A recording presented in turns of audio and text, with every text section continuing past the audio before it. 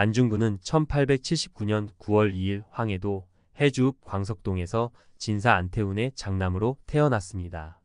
할아버지 안인수는 당시 상당한 자산가였습니다. 안중근은 어릴 때부터 총을 잘 쏘기로 유명하였는데 그 말은 그 시절 집에 총을 소유할 정도로 상당히 부유한 가정에서 자랐다는 말입니다. 1894년에 여러분들이 잘 아시는 동학운동이 일어납니다. 지금 이 시대 동학은 동학농민혁명으로 명명되었으며 그 기록물들은 유네스코 세계기록유산으로까지 등재되었습니다. 권문세가를 멸하고 보국안민, 제폭구민의 슬로건을 내세운 동학농민혁명이 발생했을 때 안중근의 아버지인 진사 안태우는 어린 명사수였던 16세의 안중근을 데리고 황해도 관군과 함께 동학농민군에 맞서 초기 70여 명의 사병을 모아 동학농민군을 토벌하여 큰 승리를 거둔 것에 기뻐하며 만세 삼창을 하였다고 합니다. 이렇게 동학군을 토벌한 것에 대하여 일본군 스즈키라는 장교가 축전까지 보내왔다는 내용을 자신의 자서전인 안흥칠 역사라는 곳에 기록해 놓았지만 반면 동학군에 대하여는 끝까지 서절배, 즉 쥐새끼라고만 표현합니다. 이 당시 안중근보다 3살 많은 김구와는 동학농민혁명에서 서로 적으로 만나 싸웠으나 동학군으로 활동하던 김구가 안중근의 아버지인 안태운의 권고로 투항하여 안중근의 집에서 약 5개월간 기거하는 것이 인연이 되어 차후 안중근의 첫째 남동생인 안정근의 딸과 김구의 장남 김신이 결혼하며 사돈의 관계까지 됩니다. 그리고 안중근의 둘째 남동생이었던 안공근은 상해임 정시절 김구의 밑에서 임시정부 요원으로 일을 하게 되는데 한때 김구와의 불화로 인하여 나중에 안공근의 둘째 남동생인 안봉근이 갑자기 행방불명이 되는 사건이 발생합니다. 그런데 이때 그 배후에 김구가 있다는 설이 당시 난무하였으나 김구가 그랬다는 증거는 사료에 없습니다. 안중근의 아버지 안태우는 동학농민군을 토벌하는 과정에서 동학농민군 향장 유만현을 죽이고 빼앗은 세금과 쌀 500석 등을 착복합니다. 이렇게 수탈한 것에 대하여 관아로부터 계속 지적을 받아오던 안태우는 바로 이 시점에서 당시 조선에서 막강한 권세를 누리던 천주교에 입교를 합니다. 이 당시 천주교의 권한은 막강하였습니다. 조선 후기 흥선대원군의 집권 시기에는 많은 천주교 신자들이 핍박을 받았으나 1886년에 조불수호 조약이 체결되면서 고종은 천주교 신부들에게 무소불위의 치외법권에 달하는 포교의 자유를 주게 됩니다. 고종은 프랑스 천주교 신부들에게 소위 여하대 즉 천주교 신부를 대할 때는 황제인 짐을 대하듯 하라는 특별한 증표를 하사합니다. 이로써 당시 조선 사람들은 천주교로 개종하기만 하면 천주교 신부를 등에 업고 특혜를 누릴 수 있었기 때문에 천주교로 개종하는 사람들이 늘어났으나 이로 인한 폐단도 상당하였습니다. 소위 범죄를 저지른 자들이 교회로 도망가서 숨거나 혹은 종교를 천주교로 개종하여 신부들의 도움을 받거나 심지어는 권력을 가지고 있음에도 더 막강한 천주교의 권한을 이용하여 행패를 부리는 사람들이 늘어만 가던 시기가 바로 이 시대였습니다. 권한이 막강했던 관리임에도 불구하고 천주교로 개종하여 교회를 등에 지고 더 막강한 권한을 행사하는 지방간의 횡포가 생기기 시작하였는데 그 대표적인 경우가 1901년 제주도에서 일어난 이재수의 난이었습니다. 이재수의 난은 제주항쟁 혹은 신축민란이라고도 불립니다. 이 사건은 가톨릭 교회의 특권을 앞세워 제주도에서 세금을 징수하는 관리인 봉세관이 세금을 강제 징수하는 것에서부터 시작됩니다.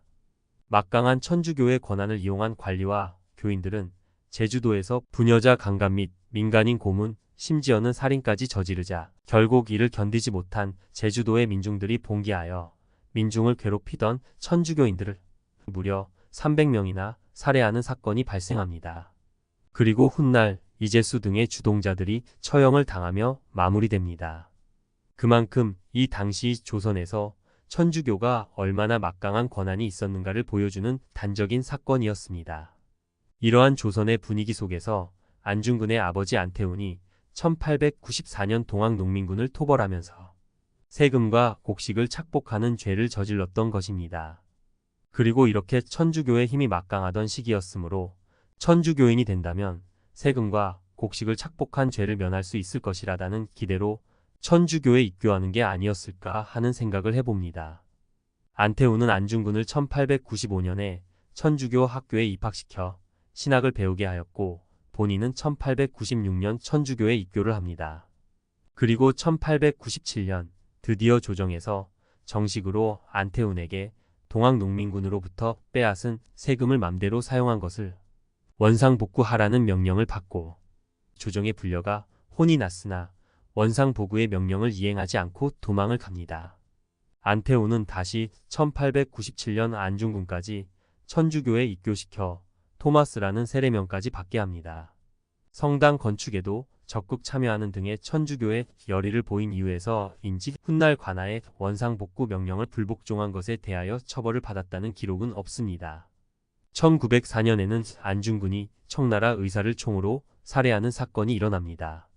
1904년 4월 20일 아버지 안태훈이 청나라 의사인 서원운과 시비가 붙어 안태훈이 가슴을 발로 걷어차이고 집으로 돌아오게 됩니다. 이에 4월 29일 안중근이 사람들을 대동하여 쳐들어가 청나라 의사 서원운을 난타하고 결국 권총으로 쏴 죽입니다.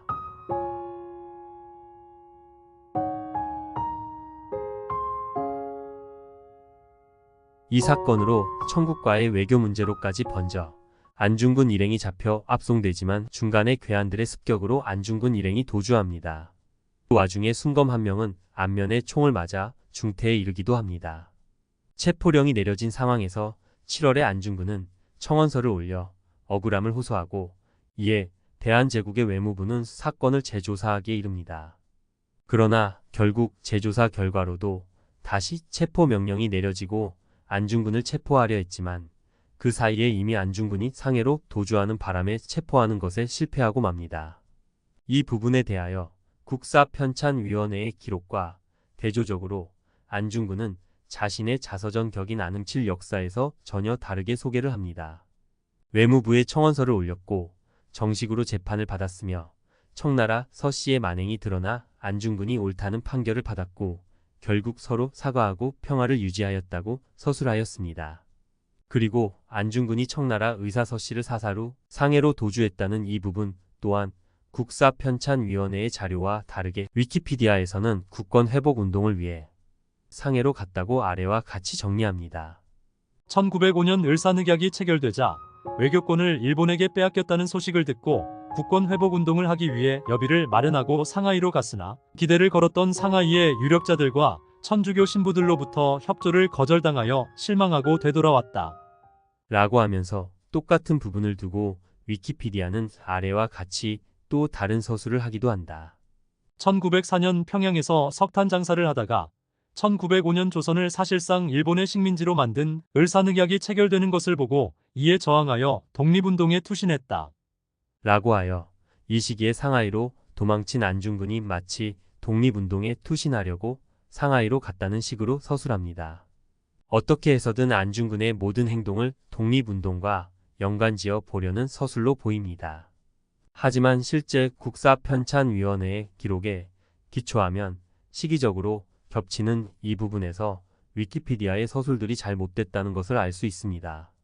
실제로 안중근은 1904년 청의사를 살해 후 상해로 도주했다가 부친상을 당해 고향으로 돌아왔으나 3년상을 마치기도 전에 1906년 3월에 평안남도 진남포로 이사합니다.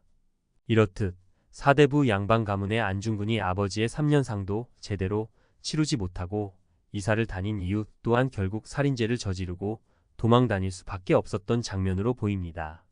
그리고 진남포로 이사를 간 다음 안중근은 생계 유지를 위해 석탄 상해를 차려 장사를 하지만 실패합니다. 이후로 교육운동의 일환으로 사명학교를 설립하고 후에 천주교 계열의 남포학교를 인수하여 직접 교사활동을 하며 소위 교육운동을 전개했다고 합니다. 그런데 위키피디아에 나오는 이 부분 역시 좀 어색합니다. 생계 때문에 석탄 회사를 경영하다가 망했는데 그 상태에서 가족들 먹여 살릴 돈도 별로 없을 터인데 글쎄요. 아무리 애국심이 강해도 그렇지 갑자기 교육운동을 한다는 게 잘 이해가 안 됩니다. 아마도 교육운동이라는 표현보다는 솔직히 생계 유지를 위한 교육사업을 하였던 게 아닌가는 생각을 들게 하는 장면입니다. 그리고 안중근은 과거 가톨릭 교회에서 총대라고 하는 직함을 맡으며 많은 인맥을 쌓습니다.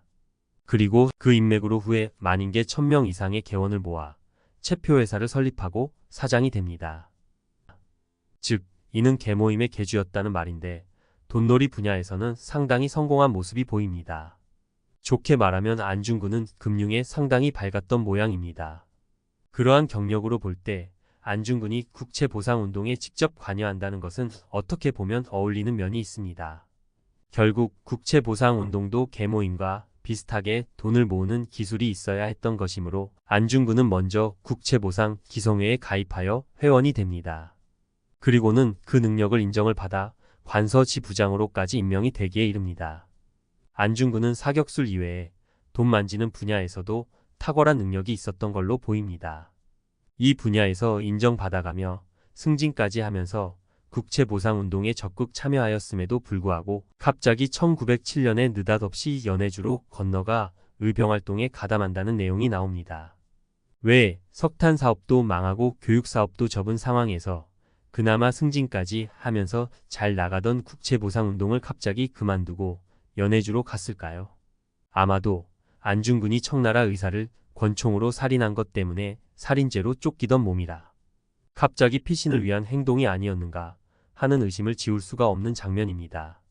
결론적으로 안중근이 청나라 의사를 살해한 이후로 그의 삶이 쫓기고 몰려서 계속적인 도주를 할 수밖에 없었지 않았겠는가라고 추정이 됩니다.